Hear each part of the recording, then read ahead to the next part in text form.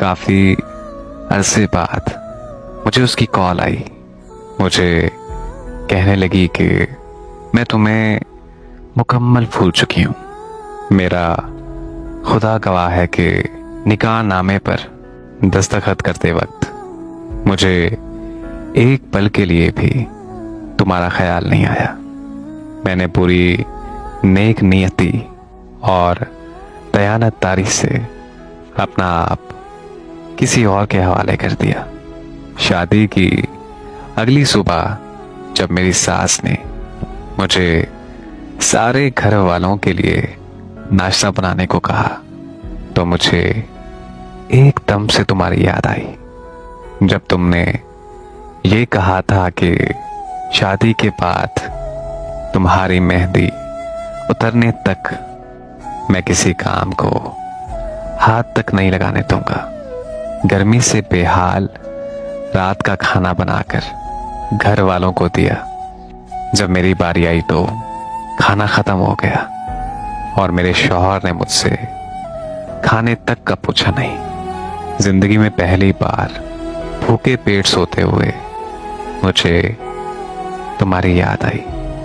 जब तुमने कहा था कि तुम मेरे काम खत्म होने का इंतजार कर लिया करोगे लेकिन मेरे बगैर खाना नहीं खाओगे। गुजरी ईद पे घर के कामों में मसरूफ मुझे मेहंदी लगाने का वक्त नहीं मिला। चांद रात को मेरा शौहर अपनी बहन को चूड़ियां दिलाने ले गया और मेरी सास ने मुझे ये कहकर जाने नहीं दिया कि तुम मेहंदी और चूड़ियां लेने चली गई तो हजारों काम जो रहते हैं वो कौन करेगा। मुझे उम्मीद थी कि मेरा शौहर मेरे लिए चूड़ियां लेकर आएगा लेकिन मुझे बेहद अफसोस के साथ कहना पड़ रहा है कि वो मेरे लिए चूड़ियां नहीं लाया।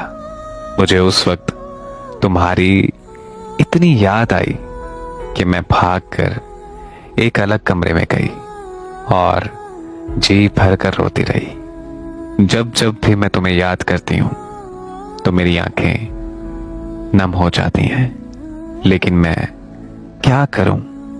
बेटियां माँ बाप की इज्जत रखने की खातिर अपना प्यार और आप तक कुर्बान कर देती हैं। फिर एक लंबी खामोशी और ना रुकने वाले आंसुओं के साथ वो कॉल बंद हो जाती है। बेटियां किस अजियत से गुजरती हैं ये सिर्फ उनके माँ बाप ही जानते हैं।